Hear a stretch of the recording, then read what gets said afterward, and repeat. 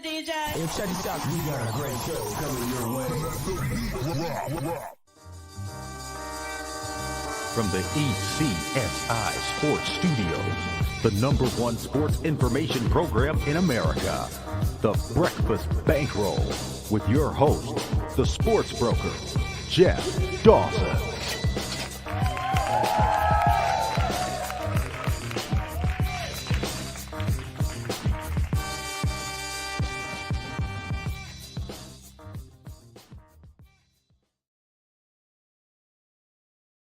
Good afternoon, sports fans from all around the globe.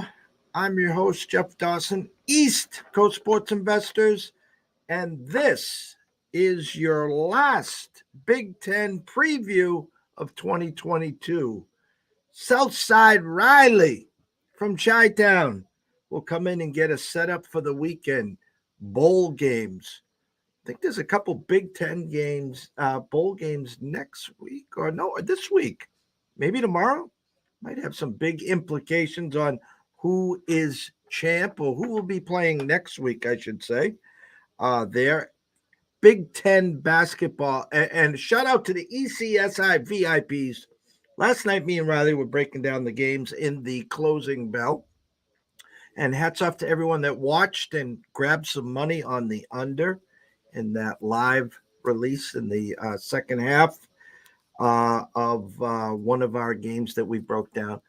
But when something smells. And Riley and I were talking about the Nebraska Cornhusker basketball team, not football. Now, Riley raised the question, and after we closed the show, I dug deeper. And what really stuck out was that Saturday game when undefeated Purdue came in, and Riley was talking about 14, 15, 16-point favorites. And I think the number was like 8. And a game Nebraska probably should have won. They lost in overtime, but they did cover.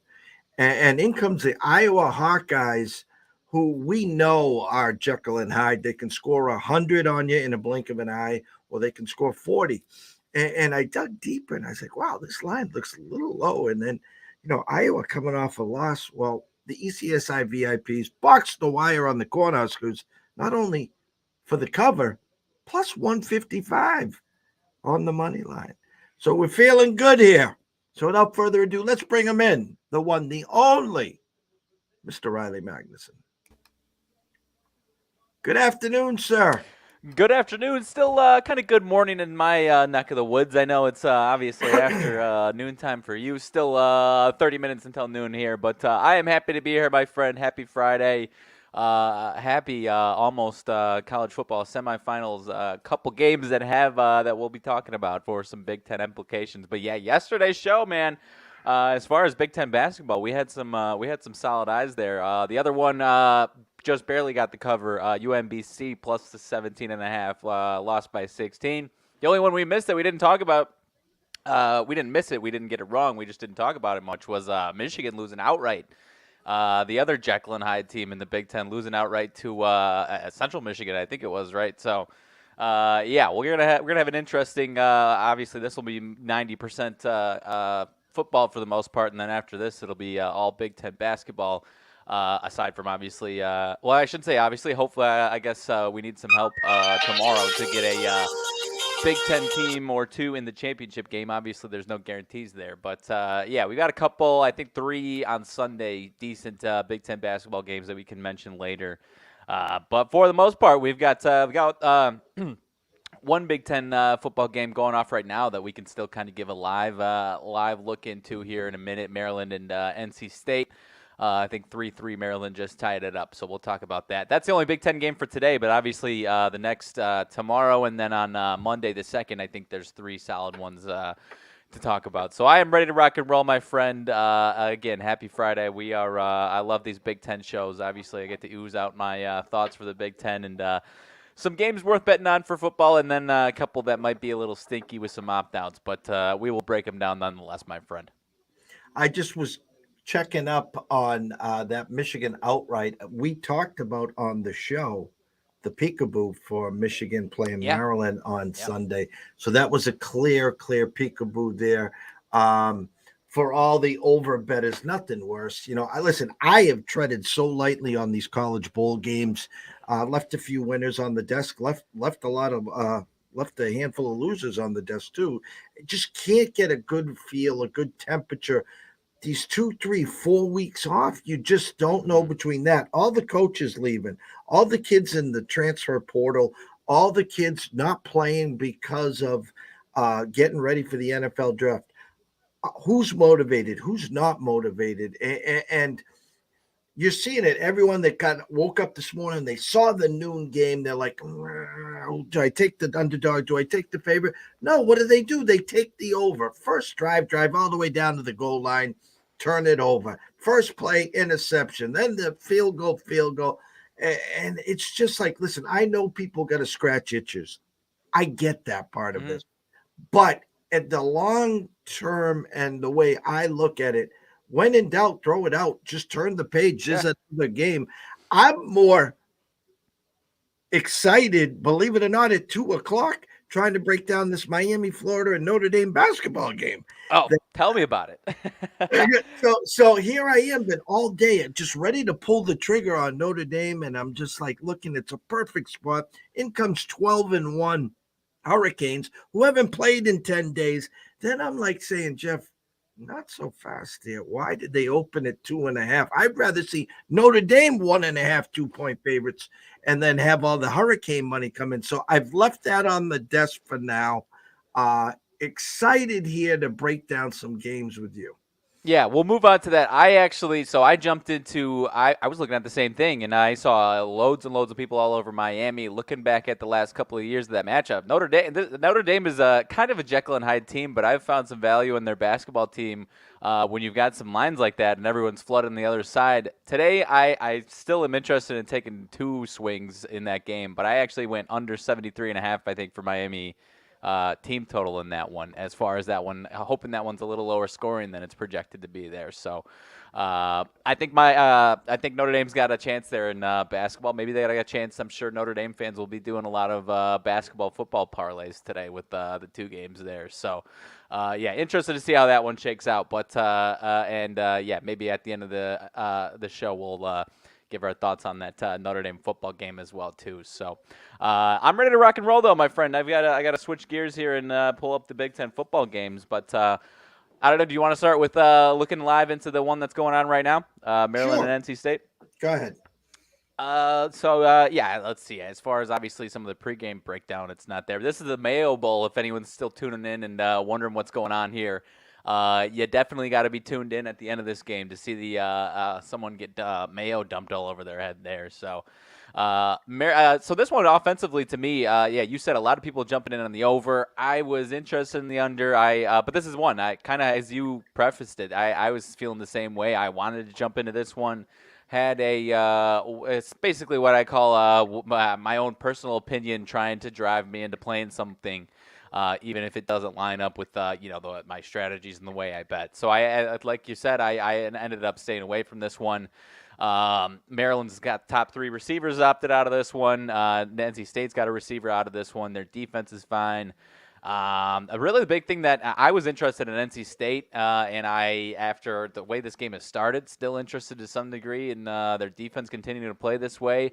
Talia Tagovailoa, last 2 seasons, this one was interesting to me, and I knew it for the most part, but actually getting the breakdown. Versus losing teams the last 2 seasons, 11 games, 25 touchdowns, 2 interceptions, versus winning teams, 13 games, 18 touchdowns, 15 interceptions. So this is, for him, it's been a huge, against the Rutgers, the Indianas, the who-nots of the Big Ten. He goes wild, and then the Wisconsin, Iowas, and I'm sure I'm just rattling off teams off the top of my head. Maybe he had a nice game against one of them this year, but you know what I mean. These defenses that have shown up in the Big Ten have typically given him some issues. So that's what was leading me into NC State. But at the end of the day, I left it on the desk here, and And ultimately because Maryland's defense, honestly, at times hasn't gotten enough credit. And so I was interested in the under a little bit there, and now that the numbers kind of soaring downwards and downwards as this game goes on, it's a little late to the party for my liking there. But no, I could see this one being first one to 2021 there. Sorry, I'm going to get distracted as we go on. I thought there was going to be a block punt there. I don't know. What about you? I see this one being first, especially after this one's gotten off and going. It's a little easier to say that, but first one to 2021 is kind of how I see it. Yeah, I woke up this morning. My initial numbers was Maryland -2.5 for the 45.5. Again, a lot of these games we've been tracking for 3-4 weeks. Woke up this morning to a flip to saw NC State as the 2-point favorite with a 45. Yeah. Initially, Vegas has this right around that 24-21 game. I was a Maryland backer early this year, was able to get some team total overs on them. Again, we've been most successful this year on the team totals. Yeah. And again, I just trying to, it's almost like a root canal here with these numbers. They got it so priced out. And again, as I said yesterday, I'm going to say this again. We remember these teams in form playing every week. Mm-hmm. And now you get this break and you just don't, it takes time. It's almost like these guys are back to September form versus, late October, early November form. And the numbers and the team totals especially haven't changed. So You're betting a team total, for instance, here, NC State of 23.5. Or I'll even go to Maryland, 21.5 juiced under -130. That's an easy in October, November. Maryland team total over 21.5. Give me the +110, and I'll keep punching that ticket. But you're seeing 3-3 about to go to the end of the first quarter. That's the hardest part, is betting these teams off of a 3-week layoff, a month layoff, but betting midseason form numbers. Right. And especially this one when you kind of got Tatua's little brother, who at times, like I just said, you've got two different swings where in certain sample sizes he's fantastic, and other ones where maybe people aren't holding him to it. They're seeing him in form, but you've got his top 3 wide receivers out, so it's really tough to judge. Does Maryland have freshman studs coming up that we're about to learn about today? It's never that easy. So. But some of it, in certain cases, I was trying to find, Dave Dorn's been at NC State for almost a decade or maybe a decade now. What's his success in bowl games? And it's 3-3 in very similar situations such as this. So nothing crazy to draw from that. You know what I mean? So, you almost have to just find one angle that you trust if you trust it enough. And if you trust it enough, play it. And if not, take a seat back. Like yesterday, I think the only actual play that I had on a bowl game was Oklahoma's running back to go over his yardage total, and he got there, and that was about it. And I had leans across the board, but because of a lot of all these reasons, nothing that I really wanted to play. So I think today might be a little bit of a different case, at least maybe one play or two there. But no, for this game, I was leaning towards NC State, but nothing significant enough for me to go into it. I agree 100%. I liked obviously NC State. Before I woke up this morning. Now I see the flip. Do I believe in the flip? Is the number getting stale? Are they looking for action? And it was again a hard pass for me. And I'm actually pretty damn happy that I have passed at this point. Yeah, maybe I'd feel a lot better. I think I'd be feeling the most comfortable if I had the original or the best total number on the under, but that's obviously well past my time here as far as what I can get. I think it's 40.5 is the standing total now. So I'm not saying it goes over, but I think there's going to be a few more points than 3-3 here today. So it's a tricky one to get yourself into now, unless you feel confident with one of these teams. I guess if you're dying to play this one, I think that's the way to go. So let's see. That is the only Big Ten game today. The next one up tomorrow at 11 a.m. my time, noon your time, is the backup QB bowl, the Iowa-Kentucky 31 game total. I think we've got here. Iowa's top 2 QBs out. Now, if you remember, obviously Iowa's offense was the joke of college football. They're still in a bowl game here. They are the joke of college football. And you had the one situation where their offensive coordinator, Brian Ferentz, someone asked him what would be the downside of going to backup QB Alex Padilla. And he's like confused 3 times, asking what he's talking about. And then he says, well, what would be the upside? And now they're the guy behind him who was basically ridiculed in that press conference is starting today. Tomorrow morning. So that's what's going on there. And then Kentucky, obviously, no Will Levis. He's sitting this one out. So I don't know. I remember you and I joked, I don't know how long ago now, but when we were looking at the two, obviously kind of unrelated, somewhat related as far as nasty totals, the Army-Navy game and this one goes over, one goes under. I don't know and that one went over, but it was overtime that took it over. So I don't know that I'm feeling the same way as far as this one is the one that stays on. As far as that one went under in regulation is the way I see that one. So I don't know what to think. I mean, both these teams still have a good defense. They do have a little bit of opt-outs. Kentucky's got a new play caller in this one with their new quarterback that they're going to be throwing into this one. So I'm not. If these two teams were at full strength, I would be really interested in whatever under number you give it me, and it's a nasty 17-14 game one way or another. But in this one, it's just too unpredictable. I could see a defensive touchdown or two for either of these teams or both of these teams. So I won't be playing the under. My heart tells me that this one does go over somehow, but I don't know. It's going to be gross, but it might be some weird brand of disgusting that actually results in some points somehow, some way. So I don't know. Any thoughts from you as this game has progressed? Because people have talked about it, obviously, for a few weeks now of how disgusting it's going to be, and some people like the under. The public's still going to the over to some degree. Any thoughts from you either which way now that this game is almost here? Well, I think what the TV land did is unless your son is playing for Iowa or Kentucky, unless you're an alum from Iowa or Kentucky, I don't see anyone watching the game because they just miraculously put Alabama, Kansas State at the same kickoff time. Right. So all eyes most likely and all the action will be on that game. Going back to this again, jokingly, first one to 17 wins. This is 17-14 all day per Vegas.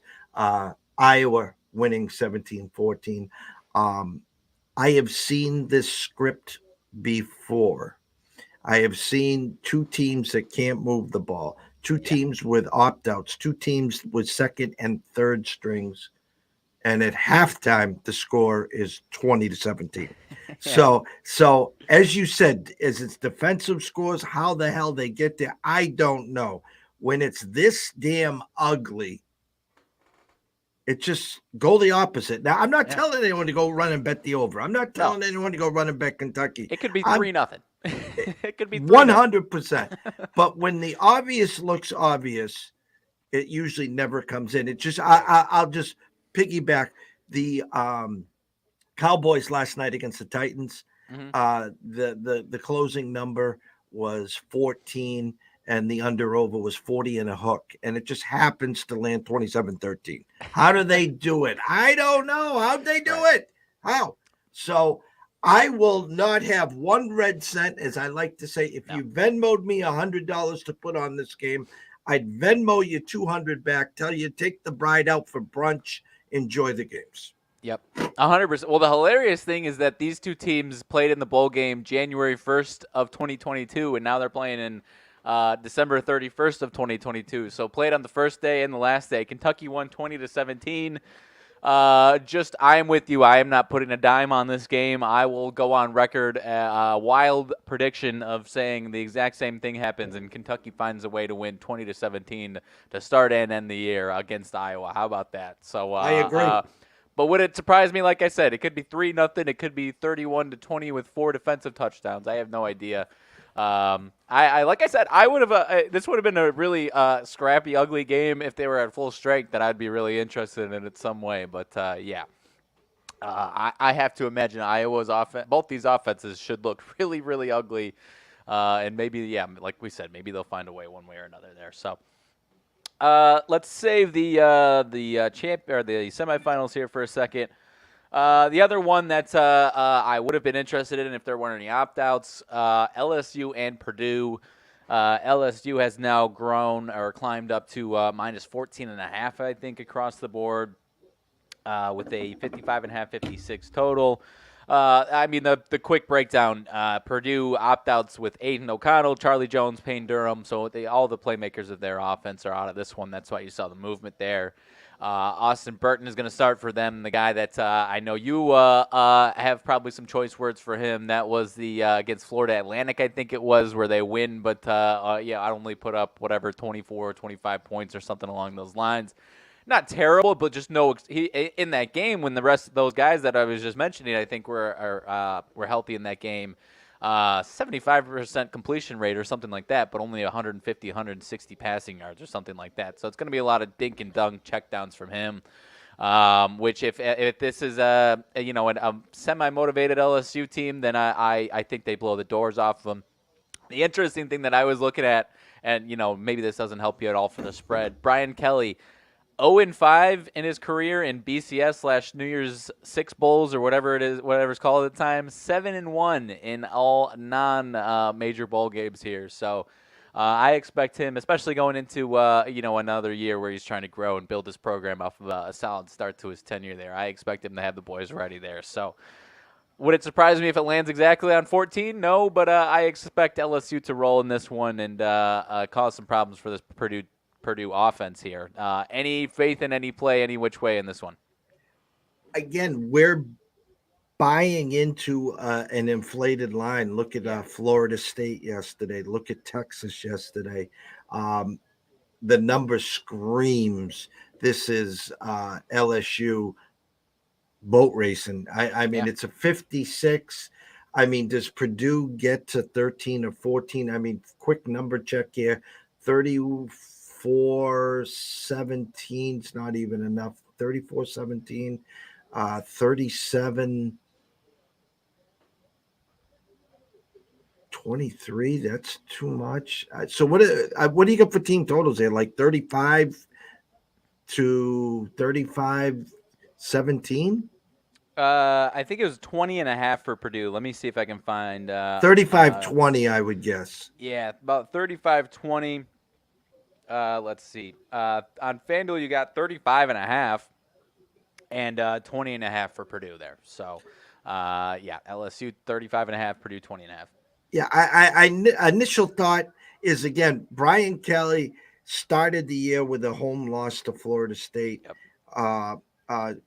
Listen, they were within a whisker, if we remember correctly, of potentially going to the Final Four. It's been a great year for Brian Kelly.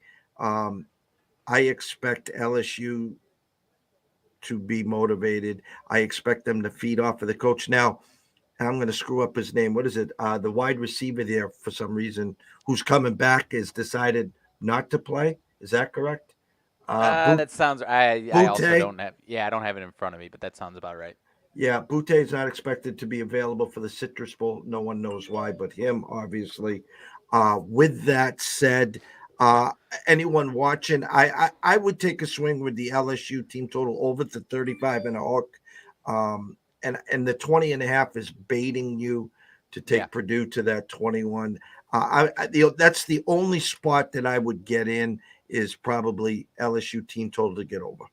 I'm with you 100%. I was smiling. I forgot to mention, you're not enticed by Drew Brees coming to the sidelines and being a little bit of a passing coordinator helper or whatever the hell he is. I don't even know what they're calling him. I don't even know. But obviously Jeff Brom is out as well. That was the other thing we didn't mention. But no Drew Brees love. Nothing there enticing you to think he's got any swing for this Purdue offense coming in out of nowhere. My hot take all week on Fox Sports Radio, again this morning with Brady Tinker, is the Saints being proactive, trying to bring him back there if Dallas loses to Tampa. If Dallas loses to Tampa, they're on the horn immediately. Hey, Sean, we need you over here. And then Drew Brees, I love the idea of Drew Brees being down there. Is it enough? Nah. I I know. can't I see was mostly so. joking. That was mostly. It was just I totally forgot that he's Unless he actually was doing that. suiting up. Unless he was Yeah. suiting up, then yes. Sure. Yeah. No, I could get in that one with you as well. Other interesting one, obviously, I'm excited for as an Illinois fan to some degree. Interesting game though that I don't know what it's going up against. This one is January 2nd, 11 a.m. my time, noon your time. Let me. That was a fair mention. What you said the other. Actually, I think this is mostly not a standalone, but it's up against LSU, Purdue, and Tulane and USC for the most part. But Illinois and Mississippi State. Brett Bielema just gets an extension, but you obviously have everyone's going to be talking about Mississippi State in the win one for Coach Leach game here, and that's where the public money is so far. Without that, I would have been pretty interested in Illinois to some degree. Not saying that I am or am not, but that's you have to imagine that as far as like I always say, one thing you have to check a box is what's the motivation of these teams, and you would have to imagine that Mississippi State's going to be coming in motivated. But I'd also suggest that Illinois is also going to be coming in motivated. So I'm not running to the window Mississippi State. I would have been interested in Illinois. They do have some of their D-backs opted out of this game, which obviously hurts them a little bit. Their defense is, what got them to this point, obviously 8-4. And Chase Brown on the offensive end, he's opted out as well. But this is a situation where they should be fine outside of him. They've got some other running backs that can get the job done. I know Reggie Love was 4.7 yards per carry compared to Chase Brown's 5. So they should be fine in that respect. But it's if the deep defensive back opt-outs could hurt them a little bit here. So I don't know. Are you buying the win one for Mike Leach game, or is that fool's gold right there? No, that's you buying the sizzle, you buying the steak. I 100% get it. Even Texas Tech, they ran the first play. They set up in the whatever it was called for the offense for Mike. I listen. Anyone that wants to run to that window, I get it. But you got a 1 with a 45. There is a 2 floating around. It's going to be 1. I think this will be a pros versus Joes, where the public will jump in on the sizzle. Let's win it for Mike Leach. And you're going to get the sharp end on the Illinois. You know something, though? What really surprised me is the under-over at 45, now 46. Illinois' defense has been stout. Yeah. I think this goes to like a 27-20 final with Illinois there. I lean Illinois in this one. I'm rooting for Mike Leach, obviously, and Mississippi State, but I think the better team is Illinois here. Yeah, that's where I was leaning. It's just like I said, I always the motivation factor is a huge one. But I think the answer is that both these teams should be motivated. There's another Brett Bielema year. This is year 2 getting extended, going into year 3. A lot of guys coming back for this game aside from the defensive backs and Chase Brown. So. You don't have to tell me twice as far as leaning towards Illinois. I'm obviously going that way myself. But no, I like it. But it's something I'm going to be probably just watching as a fan here, as an Illinois fan, as opposed to putting my money down on it. So moving into the big games, the Rose Bowl is the next one up. We kind of touched on it just for a second at the end of yesterday's show. Penn State and Utah, I'm seeing 2.5 in most spots. I see a couple 2s here on the board. 52.5, I believe, is the fairly consensus total. It looks like there. This one is a tough one. We were just breaking it down yesterday a little bit. A lot of the past 4 or 5 Rose Bowls have been really, really close. You got 2 teams that should be motivated to get this one done, as opposed to a team that wishes they were in the. Obviously, both these teams wish they were in the top 4, but you know what I mean. It's not an Ohio State getting left at the altar or anything like that. The interesting thing here is this one's tough for me. I mean, obviously, Penn State just about dominated everyone on their schedule, other than the 2 losses to Michigan and Ohio State. Aside from that open, it was week 0 or week 1, whatever it was, night game, weekday game against Purdue. Purdue's offense put some points up, but aside from that, the last 4 games, 16 or less allowed, a goose egg to a solid offense in Maryland. That was impressive, obviously, there. So I don't know about you, but the over on paper seems a little too good to be true, if you ask me. Maybe if you disagree with me, feel free. That over seems a little too good to be true with the way that these 2 teams can score. I don't know. I lean Penn State in this one, but it wouldn't surprise me if Utah's offense took it to Penn State. But I don't know. I either see Penn State's defense shining or Utah's offense shining. Obviously, that's clashing opinions there.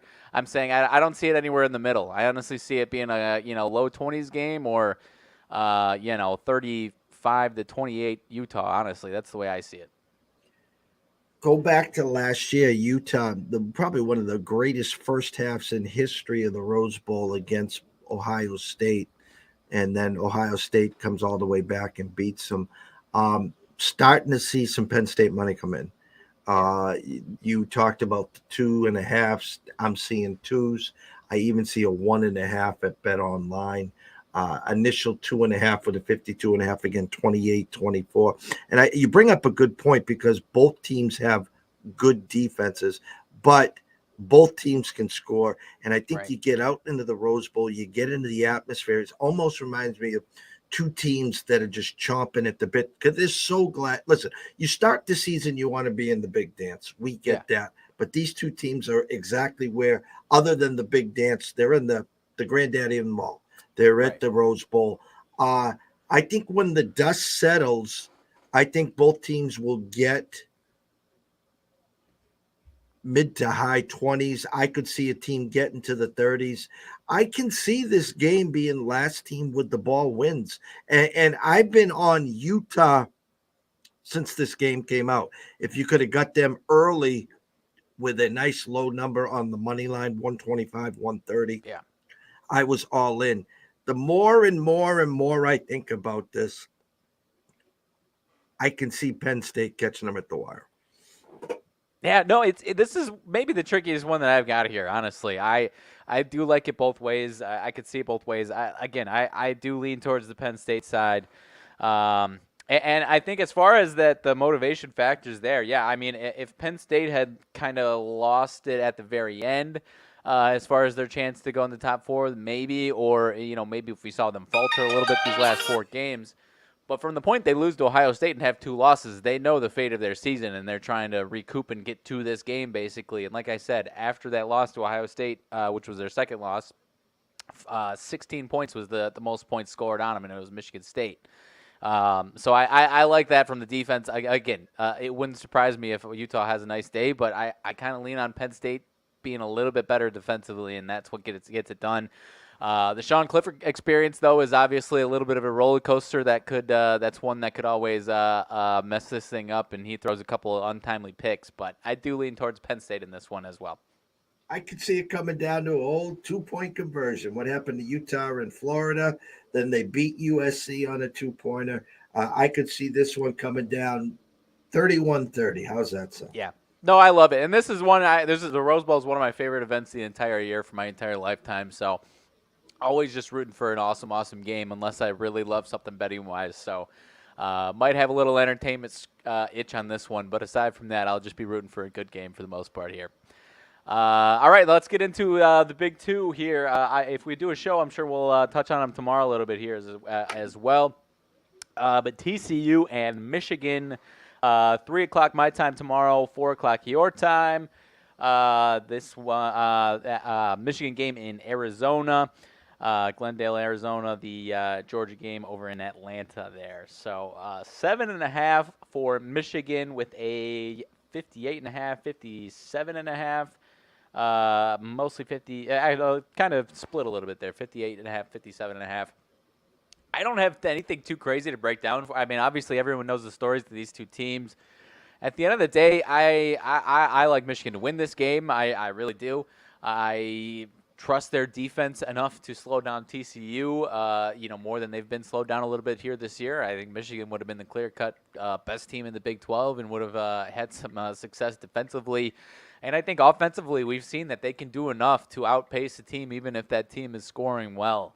So I'm on the Michigan side here. I'm leaning towards Michigan minus the 7.5, but obviously TCU's had a lot of success keeping games close. Obviously, all of their games mostly winning them, but even the one they lost was a 3-point loss. So leaning towards Michigan minus the 7.5, and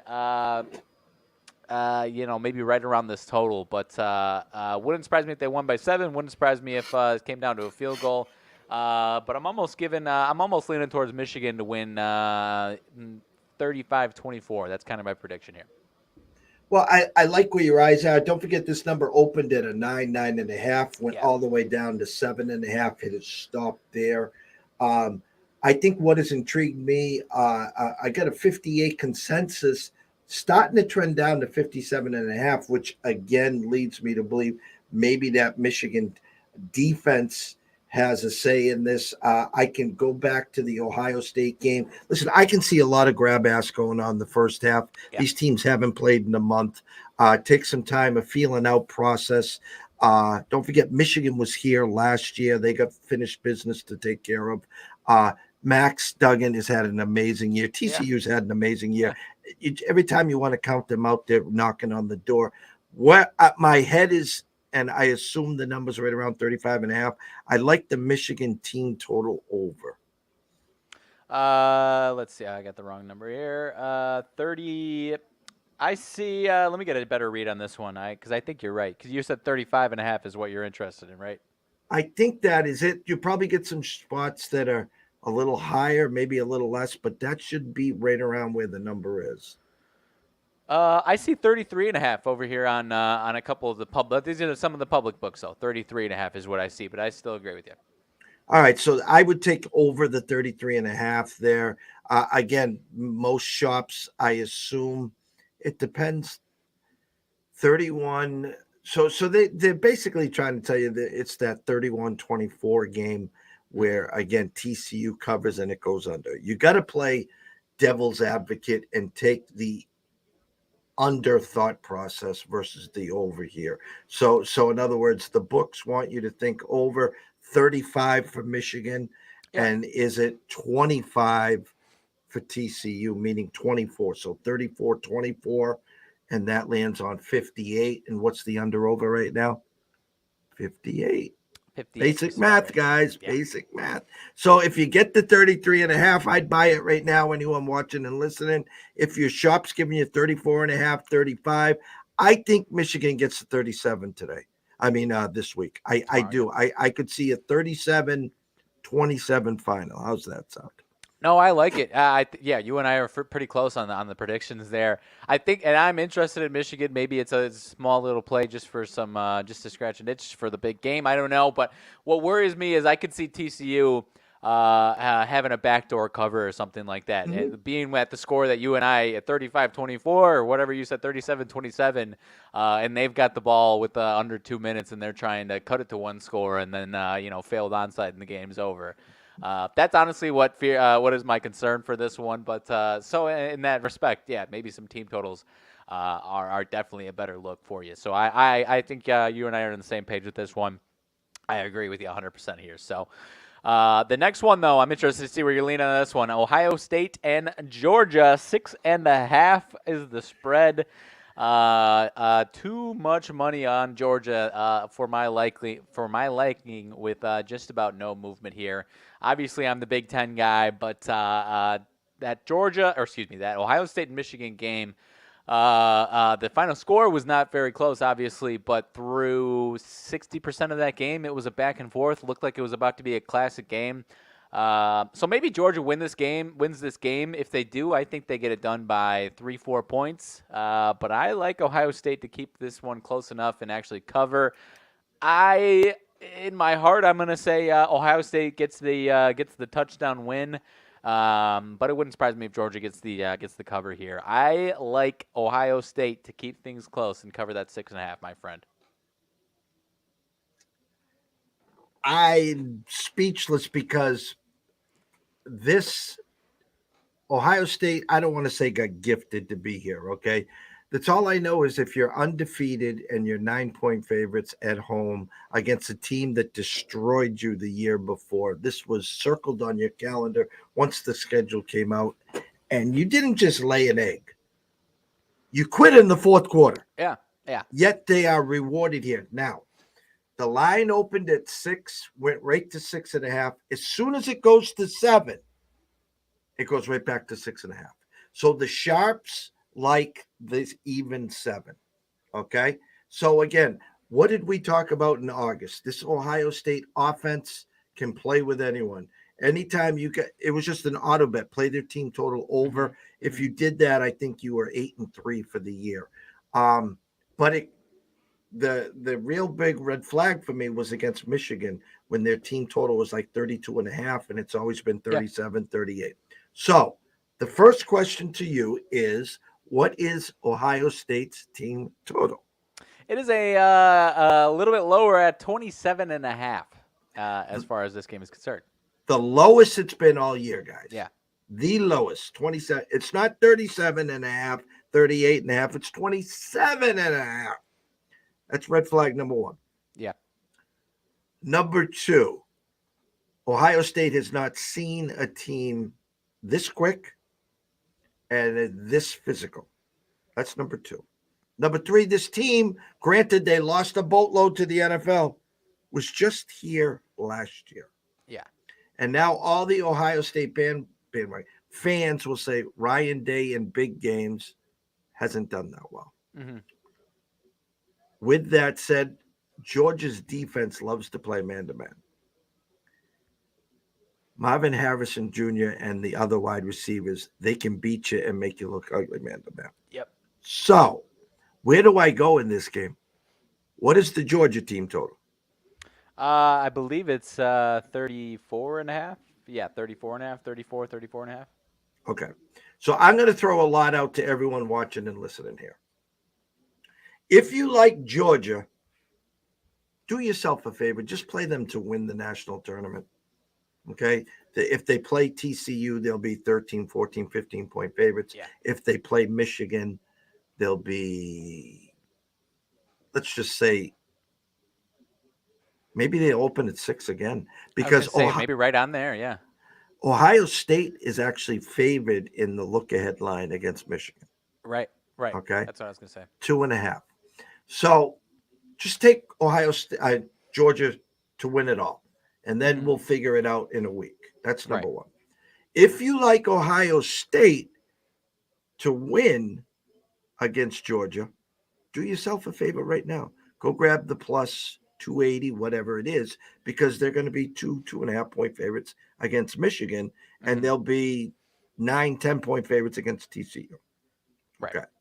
If you like Ohio State, then you take the team total over 27.5 because you're not going to beat Georgia 24-23. It's going to be up and down. And last but not least, if you like Ohio State, get your ass to the window and play them in the first half because you're going to have to punch them in the mouth. You're going to have to get out early, establish yourself, because Georgia's going to lean on you, and they're going to lean on you, and they're going to lean on you, and they're going to try to do what Michigan did to you in the second half. And so I know that's a lot. I'm not playing both sides of the fence. Yeah, no. But that's the way I see it right now. Right. And in these type of games, maybe someone's on the fence and is looking to be convinced, but for the most part, in these two games, people have their mind made up for the most part. In a lot of cases, you just need the smartest way to play these situations. So I think that was a perfect breakdown. As far as, especially the Georgia, I like that. If you like Georgia to win this game, take them to win the entire thing. I absolutely agree with you there. Because I would be shocked to see them lose to TCU, and then you still would have some type of way of getting a little bit of a hedge on that one if you wanted it, and then obviously the Michigan game a little bit different, but there's still obviously a way around to get to get a hedge on that one as well, 100% there. So I like the way you broke that down. I'm on record leaning towards a. I like the first half consideration. That definitely is something I like there for sure. I'll go, as far as my official prediction, I'll go 35-31 Ohio State is what I'm predicting on my side of things. And I like it. Like I says, if Ohio State wins this game outright, it's going to be a high-scoring game. If Ohio State covers, again, it's going to be a high-scoring game. Your Ohio State team total of 27.5 will go over unless it's 28-27, 30-27, 31-27, which, again, you covered. I just been in these situations before, and I'm not comparing Ohio State to the Notre Dame teams. I'm not comparing Ohio State to Michigan of last year because you have a month, and then when it finally gets close, you hear so many of the experts, and they almost have brainwashed you to yeah. say, all right, I'm in. Yeah. And then by the third quarter, you're just like, when's the next game start? Geez, Yeah. I cannot believe I got the banana in the tailpipe again. I can't believe. I knew Georgia was the best team. I knew they were physically going to dominate them. I knew they were going to run it down their throat. They were there last year. Okay. A couple years ago when Ohio State won the championship, I had my good friend, our accountant, walk into the house. They were 6-point underdogs to Alabama. And he looked at me and he goes, we're all in on Bama today. I said, no, it's Ohio State. They're going to win this game. He goes, you mean covered? No, they're going to win outright. I think that was the Zeke Elliott year. And Yeah. you could tell right away. You could tell. You will know right away. Right away. Listen, Ohio State, 3 and out, interception, down on turnovers. Georgia gets out 10-13, nothing. It's a wrap. It's a wrap. It's a wrap. Yeah. 100%. You need Ohio State to be so pissed off of what happened a month ago to say, all right, come on, boys, we're here. We got a second lease on life, okay? And all the Ohio State backers, like I said, you're favored against Michigan. You're favored against TCU. So you go to there, you take their team total over. You play them in the first half. You take them in the spread. If it's 6.5, buy the hook, get it up to 7. Take them on the money line. Take them to win this now, the whole tournament. Yeah. Don't be shy, because don't be littering social media and say, I told you so. I told you so. Oh, yeah. I'm not the guy that asks for tickets, but I give you your saying that. But the point is, just don't be that guy. Yeah. No, yeah. It's easy to celebrate when it's all said and done and you've got it and you're the only one that's got it 100%. So I cannot wait for these games. I hope both of them are as good as some of these. I mean, these bowl games that these last 2-3 days this week, at least 2 or 3 a day, have been all-time classics just about. So I'm hoping for some more this weekend. Hoping for some more today. This one going on so far is looking like it's decent. So no, this has been fun, my friend. We've got plenty of ammo, and if we're doing a show, I'm sure we'll talk about those two tomorrow. As far as Big Ten basketball, I don't know if you want to just touch on those. Let's see. I think there's some games tonight, but it's another situation where, you've got some mid-major teams playing Big Ten teams. But I guess, but as far as tonight is concerned, I was going to move right past it. I didn't look too much at this one. But Michigan State, 15.5 today at 15.5, 16 at home against Buffalo. Is that a little too good to be true, or is that a fair line right there at home? Let me pull it. Let me see what my initial numbers. I had 15.5 with a 145.5. It's been steamed up to 149, 150. People remember that old Buffalo team that could get out and score with the best of them. I'm seeing flat 15. Consensus is 15 and a hook. Let me go over to here and see what our buddy has to say. Michigan State, 80-65. He's got it landing right on 15. A Buffalo team at 190. Michigan State at 43. Buffalo comes in 6-6. Losses to James Madison, UConn, Drake Howard, Tulane, West Virginia had a tune-up on Wednesday versus SUNY Canton. In comes Michigan State, who hasn't played in 9 days. 8-4. We know their losses: Gonzaga, Alabama, Notre Dame, and Northwestern. 3 games winning streak since then.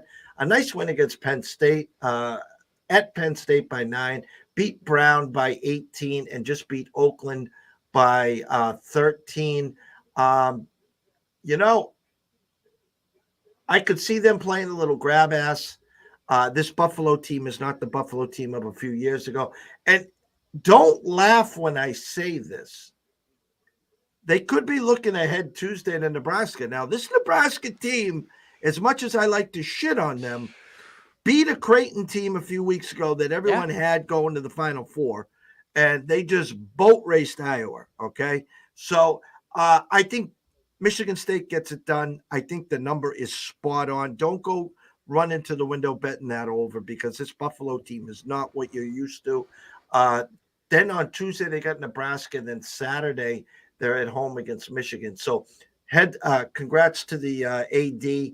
This will be have 5 straight home games to get fat. They're favored to win by 15 tonight, 6 on Tuesday against Nebraska, and 5 against Michigan. So if goes accordingly, to get back to 11-4. I like it. I'm with you 100% there. I was we talk about this Michigan State team a lot as far as traditionally how the arc of their seasons go here. But I'm not laughing. I'm laughing with you, not laughing at you for saying they could be checking out Nebraska this upcoming week here. That Nebraska team, maybe to a disservice, is now a team where if they are looking ahead, they should be fine to be able to handle them. If you're not looking ahead to them and they sneak up on you, that's when they get you. So now, maybe they focus on Nebraska and actually take care of them. And then, I think this is it kind of reminds me of last night's UMBC and Maryland game to some degree. And I'll go on record saying Michigan State wins by 14 and barely covers or something like that. Or Buffalo keeps it close in the first half and then Michigan State blows the doors off of them in the second half there. So I'll avoid the other two. Not going to be Rutgers at the rack minus 25.5. Wisconsin minus 21 tonight. No games tomorrow, making way for football. And then 3 on Sunday, though. You got Maryland and Michigan, who two teams we talked about yesterday. Maryland gets the win over UMBC. Michigan loses at home to Central Michigan. Michigan is taking care of business against Maryland the last 4 times. So Michigan, for the most part, has been a team that I've just the last 2 years with Juwan Howard has been too Jekyll and Hyde for me, and I stay away from him for the most part. I'll go on record saying they get a bounce-back win at home on Sunday after the ugly loss to an in-state mid-major team there. But I will give a let's see. Would this be how steep would this line be on this one? This is a little tricky. Would it be 4.5 Michigan? Michigan by 4.5? Well, that's what you would think, right? Ken Yeah. Palm's got it 73-71. Okay. And if I told you Maryland favored, what would you say? Wow. I guess that doesn't. Maybe I'm overestimating this Michigan team a little too much here, but I'll give them the home win. But we'll don't quote me on it. We'll see. We'll see how I'm feeling if I've got anything on Sunday. That's an interesting one. Like I said, Michigan has been my Jekyll and Hyde. Even more so, I find better spots with Iowa as opposed to Michigan basketball here. They are my kryptonite in the Big Ten the last 3 years here. So maybe don't take what I say with Michigan with a grain of salt there. But here's the hard part: is the Arizona State loss. A loss is one thing, but when you lose by 25 on a neutral court, there's a problem right there. Juwan should have known something. You lost at home by 2 to Virginia. That's okay. I can handle that. Oh, yeah. You lost by 4 to Kentucky on a neutral court. I can handle that. Right. You bounce back against Minnesota and Lipscomb. Okay. You lost by 4 to North Carolina. I can handle that. Right. Losing to 2 at home to Central Michigan, I can't handle that. No. Now, they obviously, as we talked about, we're looking ahead to this game. So if Juwan does not have them on peak performance, Ken Palm's got Maryland 2.5. Okay. I'll go on record here and say Michigan will be a pick, if not -1 on Sunday. And this is the bounce back spot. Now, Maryland is my Jekyll and Hyde. Okay. Yeah. So I look at this team. They come out guns a-blazing, 1, 2, 3, 4, 5, 6, 8-0. Then they lose at Wisconsin by 5. They lose to Tennessee by 3. They lose to UCLA by 27. Bounce back with St. Peter's, UMBC. All right. Maryland's got at Michigan on Sunday. Then they go to the rack on Thursday. So they're basically could lose both games. Okay. Ken Palm's got them losing at the rack by 3. And then they come home to Ohio State. So and then they got Iowa, Michigan, Purdue. So it's showtime for this Terps team. I would lean Michigan on the bounce back on Sunday, but you're going to see social media and the whole world on Michigan doing the same thing. So I want to see what Vegas puts out for that number. If Vegas puts out Maryland -2, -2.5. Vegas is saying Come on down, Michigan Yeah. money. Don't push. We got a couple other lines here. Hey, Dave, can we open up another? We got another Michigan guy over here. So we'll talk about that more tomorrow when I see an opening number. But that is a real stenchy number. 100%. If Michigan gets that win, they've got home for Penn State on Wednesday and then at Michigan State on Saturday. I'll say this is obviously a lot of ifs. If they beat Maryland, I'll say they lose at home to Penn State while they're getting ready for their in-state rivals after that. How about that? They're going to be all over the place. That's the way they've year. been, yeah. Yeah. So the other game, or one of the other two games, Iowa at Penn State. Iowa now, and the hilarious thing, we were right about Eastern Illinois. I think got the win last night, but fails to cover, of course, after beating Iowa. So that was another one we check off the spot-on list there for us on basketball yesterday. But yeah, Iowa. Obviously, two ugly losses now to Eastern Illinois, and now a 16. Not only just a loss at Nebraska, but a 50-point offensive showing, giving up 66 to Nebraska. That's ugly. And they are welcoming Penn State team who gets the win at Illinois, which is a really nice win after the loss that you mentioned to Michigan State, and now has had a few cupcakes in a row to tread water a little bit here. They're a scrappy team, but this is I'm interested to see what this line is for this game on Sunday as well. Iowa is obviously a very Jekyll and Hyde team. If it's a line where you think, holy cow, that after what Iowa just did, how are they favored by X amount of points? Then I'm probably or a favorite at all. Then I'm interested in Iowa. And if it's the other way and Iowa's a 4 or 5 point underdog or something like that, then maybe I'm interested in Penn State here. But I'm interested. What's the projection as of right now for Ken Palm here? Penn State is -4, 76-72. You got an Iowa team with a TCU loss. TCU is pretty good this year. A Duke loss, which we all know a Duke. An OT loss to Wisconsin. Lamar Jackson downgraded to doubtful. Just got that. So we kind of knew he wasn't playing. Lost to Eastern Illinois, allowing 92, obviously. And then last night we were on Nebraska there. A Penn State team now. Let's get the cursor over here.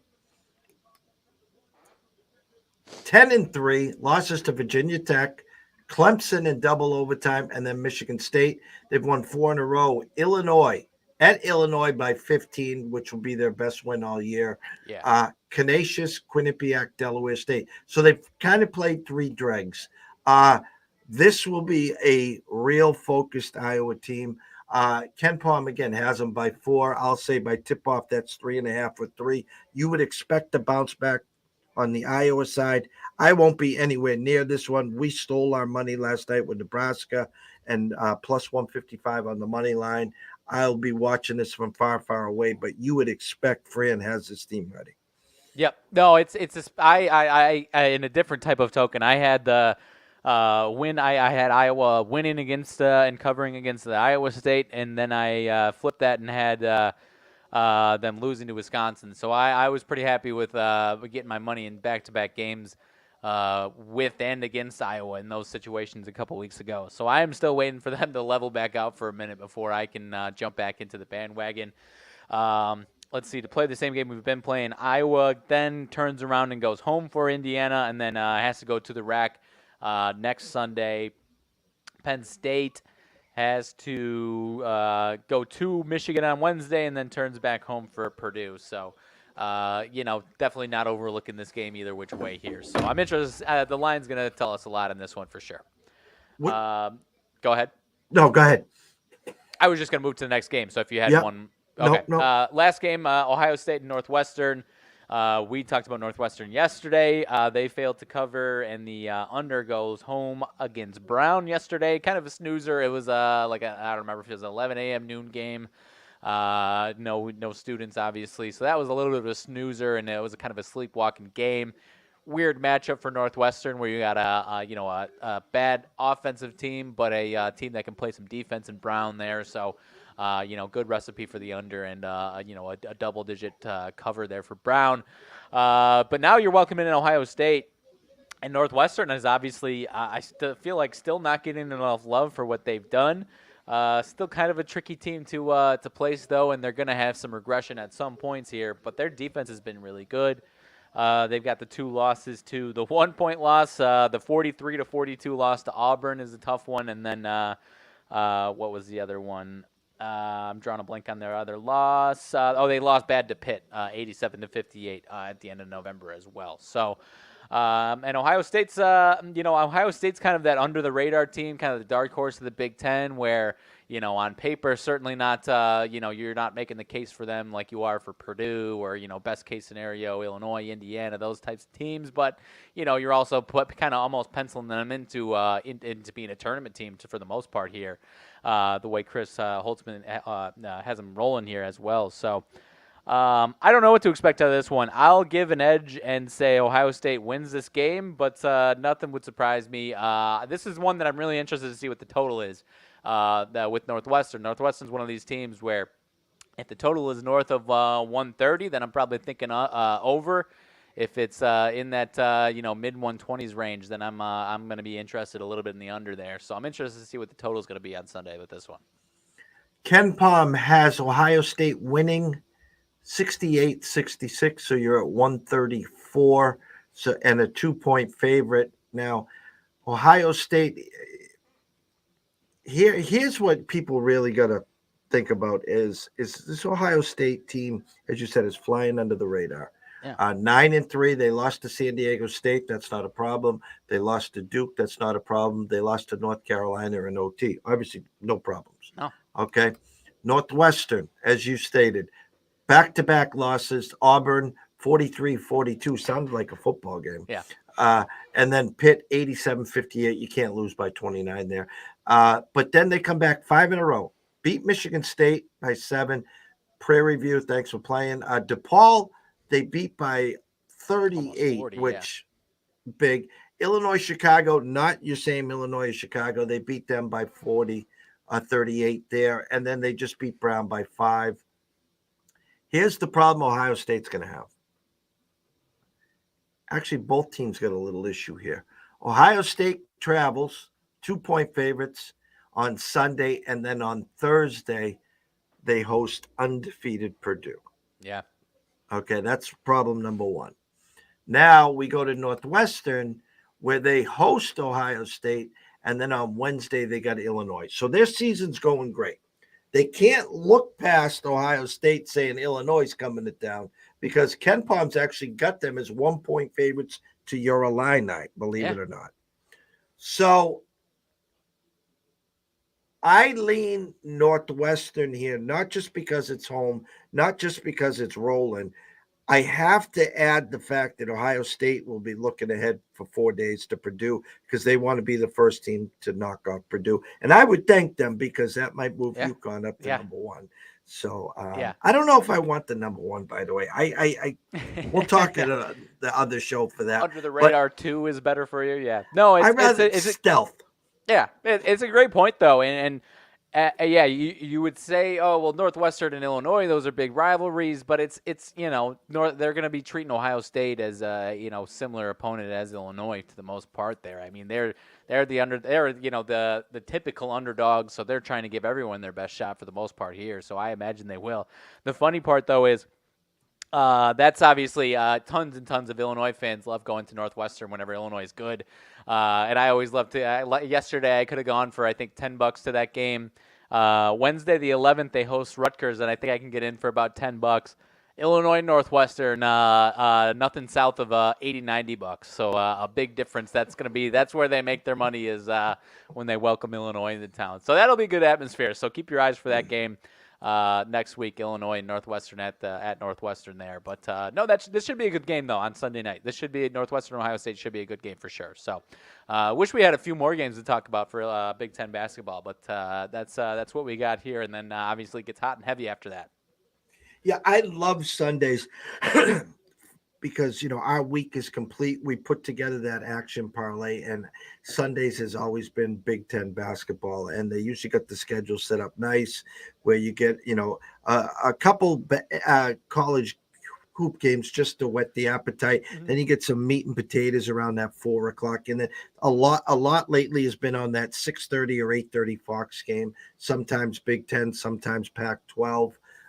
So UCLA running back Zach Charbonneau is now doubtful, undisclosed.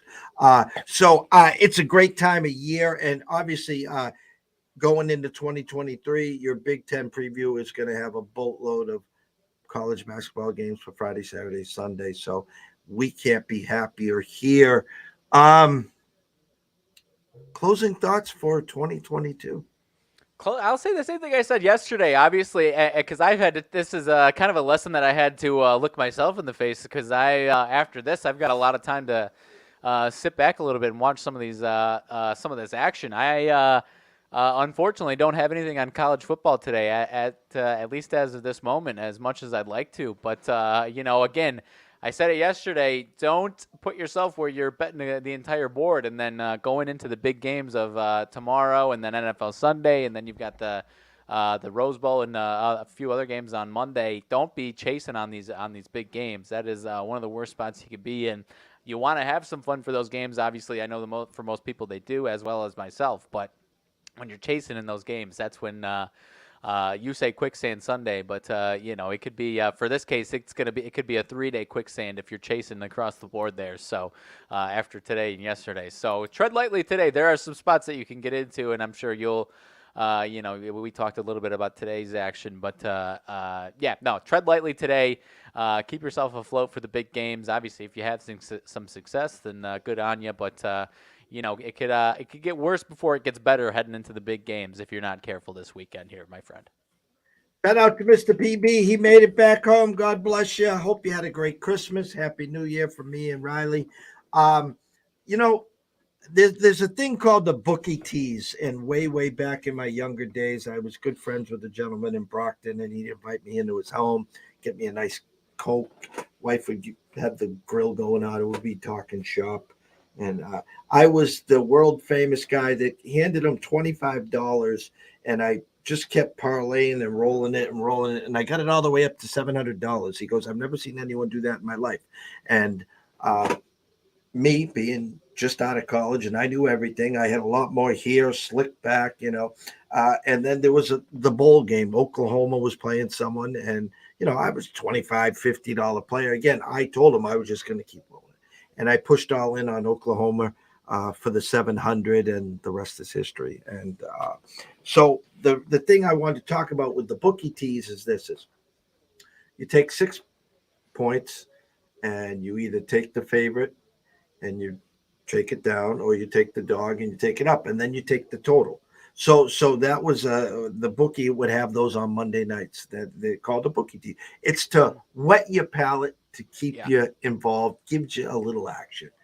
And the reason I'm going here is, don't be that guy that's got, you're rooting for Ohio State to score, and then you're rooting for Georgia not to score, and you need a field goal, not a touch. Don't be that guy. If you see an angle, you see something you like, stick with it. Like Riley said, there's a menu this long today in the bowl games. I've been studying these numbers for a month, and I still can't figure them out. Their numbers are priced for November when these guys are in form. I'm watching paint dry right now. Maryland 10-6. Okay. And NC State's been inside the damn five times almost. I know. And they got 2 field goals. Okay. I want to jump in on UCLA team total over 31.5, and they're giving me plus money. I can't, because they'll probably be stuck on stupid on 27 or 28. I think Notre Dame is the side today, guys. Because if they played a month ago, I would have been all in on South Carolina. Man, they just beat Tennessee. They just beat Clemson, and they would have beat Notre Dame. Now a month off, I don't know what Rattler's been doing for a month other than reading his clippings. So just be cautious. That's all I'm saying. Just be cautious. That is the one game that I've got on my desk, is Notre Dame's side on that one. But I'm worried Notre Dame wins by 3 or something like that. That was to finish it out as far as today's games for college football. That was the one that I've had on my desk that I want to take a slice with Notre Dame. But I don't know. It's I'm more interested, like you said to start the show. I am more interested in trying to figure out Notre Dame's basketball game today than their football game here. It's some solid ACC basketball games today. So shout out to the ACC. And shout out to TJ if you're watching and listening. I talked about it yesterday. Go back and listen to the tape. Stonehill rolls yesterday. Congrats, you got a win there. Now your Miami Hurricanes today. Anyone watching and listening right now, I do lean Notre Dame. Take the 2.5, buy the hook, get them up to 3. You can get them around plus 125 on the money line. Listen, Miami's 12-1. They've been a great this year. Tough spot. Notre Dame won't have, the kids in the stands. They're all back home. Their eyes are on the football game, which again could hurt Notre Dame basketball today. So, it's Miami's got a free swing here to come in. No one's going to be at the game, and they could just get out early and not look back. But this has been a real profitable spot for Notre Dame Irish in baskets here. Short dogs at home.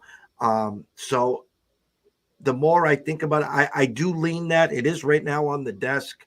I haven't sent out an alert to the ECSI VIPs. I mean, you could do the Notre Dame parlay, Notre Dame team total over, Notre Dame basketball, +3, plus 125 on the money line. And then at the 4 hours later, I'm slammed. Goddamn Irish State. I know. The Notre Dame, it can be humbling. I like Notre Dame today. I've got a piece out on them in basketball, but they are a team where sometimes you might even win 3 out of 4 games, but that fourth game they lose by 30 points and score 50 points, and you're like, what the hell was I thinking? This team is an abomination. Well, how are they scoring 80 points on these other games? But no, I don't think that's the case today. I think this is a good spot for them. Starting here in a minute, but the other UNC and Pitt, I think tied up with about 6 to go in basketball.